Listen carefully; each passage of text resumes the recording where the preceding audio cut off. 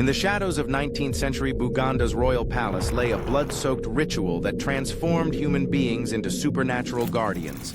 The Kiwendo ceremony required victims, prisoners from conquered territories, to be strategically positioned around palace grounds after death, their spirits eternally bound to protect the kingdom. Court officials and spiritual advisors carefully selected these sacrifices, believing their deaths would empower the Kabaka's rule and shield his realm from threats both worldly and mystical. When Christianity infiltrated the royal court during Kabaka Mwanga II's tumultuous reign, these ancient practices began to vanish.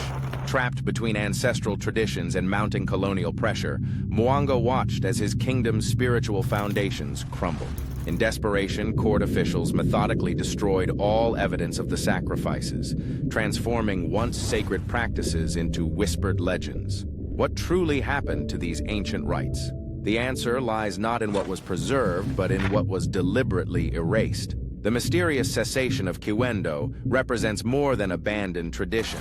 It reveals how colonial powers systematically dismantled indigenous spiritual authority. Terrified parents would deliberately mark or scar their children to prevent their selection for sacrifice, exploiting the belief that only unblemished victims were suitable. Within Namutebi's sacred walls, where death once transformed victims into eternal sentinels, only silence remains, a haunting testament to rituals too dark for colonial sensibilities, yet vital to a kingdom's spiritual architecture.